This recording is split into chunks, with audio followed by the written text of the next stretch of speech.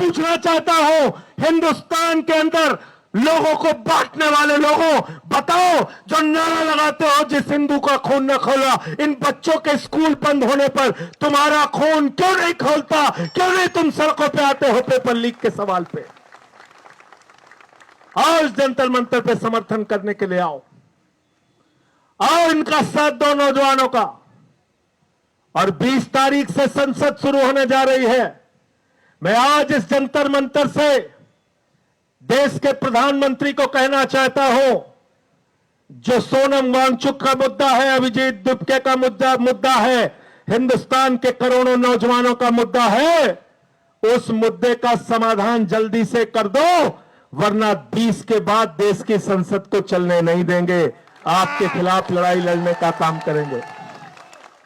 उनसे ये कहना, जितने स्कूल बंद हुए हिंदुस्तान में, 1 लाख सरकारी स्कूल बंद हुए, 1 लाख सरकारी स्कूल। कौन पढ़ता है उन सरकारी स्कूलों में? गरीब का बच्चा, पिछड़े का बच्चा, दलित का बच्चा। 1 लाख सरकारी स्कूल हिंदुस्तान में बंद हो गए। 1,20,000 सरकारी स्कूल हिंदुस्तान में है, जिसमें सिर्फ एक टीचर काम करती है। 90,000 सरकारी स्कूल हिंदुस्तान में ऐसे हैं जिसमें बच्चियों के लिए टॉयलेट का इंतजाम नहीं है। इस देश में हजारों लाखों सरकारी स्कूल ऐसे हैं जहां पे मिड डे मील में बच्चों को नमक रोटी खाने के लिए दी जाती है, उनके चावल में कीड़े पड़ जाते हैं। मैं पूछना चाहता हूं, हिंदुस्तान के अंदर लोगों को बांटने वाले लोगों, बताओ जो नारा लगाते हो जिस हिंदू का खून न खोला, इन बच्चों के स्कूल बंद होने पर तुम्हारा खून क्यों नहीं खोलता? क्यों नहीं तुम सड़कों पे आते हो पेपर लीक के सवाल पे?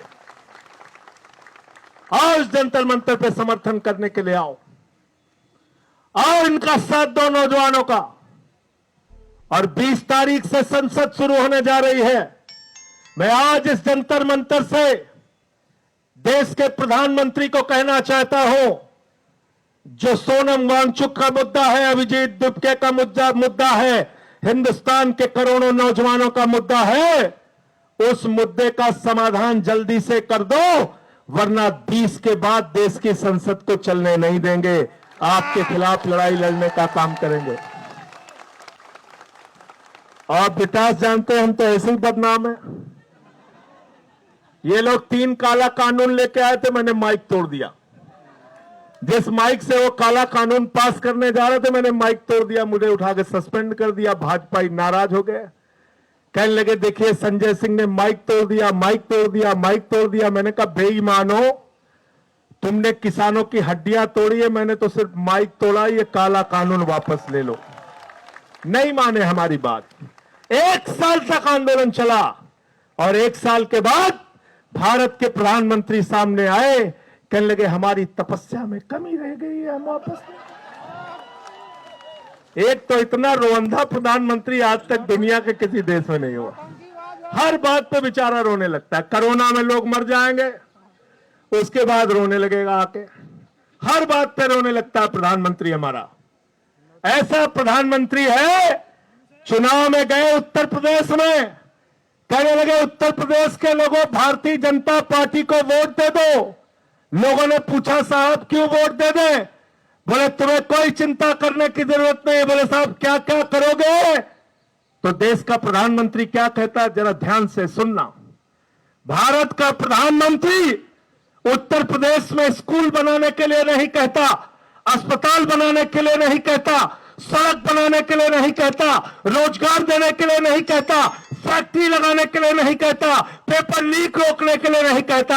देश का प्रधानमंत्री कहता है भाइयों और बहनों, जरा हमको बताओ, अगर गांव गांव में कब्रिस्तान है तो शमशान होना चाहिए कि नहीं होना चाहिए? बोला था कि नहीं बोला था? बोला था। बोला था कि नहीं बोला था? बोला था। गलत तो नहीं कह रहा हूं।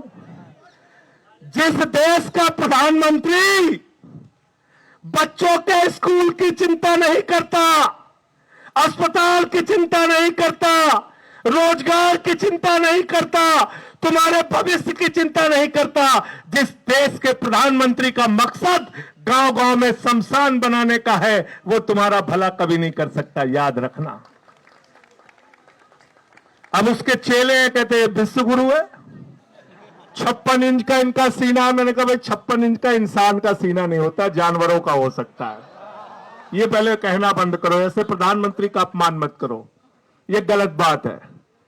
अब हमें गधे घोड़े का नापना पड़ेगा कितने इंच का सीना होता है।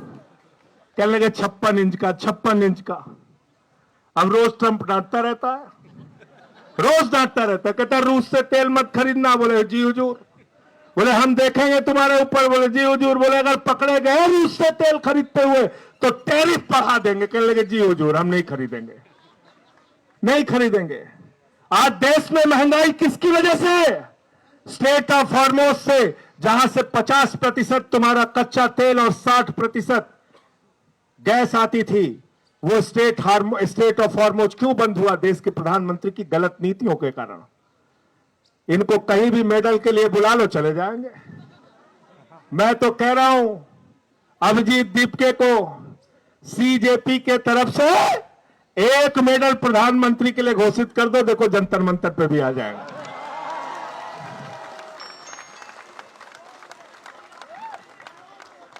घोषित कर दो एक मेडल, पेपर लीक मेडल, कोई भी नाम रख दो, आ जाएंगे लेने के लिए। अभी कहीं गए थे, कौन से देश में गए थे? सेशल्स में गए थे। 1,15,000 की आबादी है वहां पे। उसी दिन उन्होंने मेडल बनाया, उसी दिन पहना दिया, प्रधानमंत्री चले आए वहां। इजराइल चले गए 3 दिन पहले युद्ध के। तो भारत के प्रधानमंत्री, उनको पूरी दुनिया में घूम घूम के चिंता है। देश में हिंदू मुसलमान करके लोगों को बांटने की चिंता है।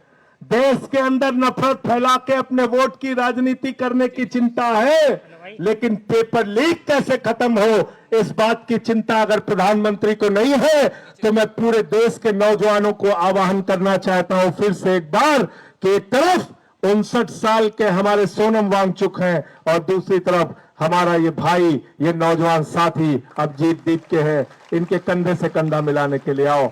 हमारा ये रंगा भाई है, इनके साथ दो। हमारे एक एक जितने भी साथी हैं इस जंतर मंतर के आंदोलन में, मैं सर झुका के आप सबको नमन करता हूं, आपके हौसले को नमन करता हूं और यकीन दिलाना चाहता हूं कि सिर्फ बातों में यकीन मत रखना।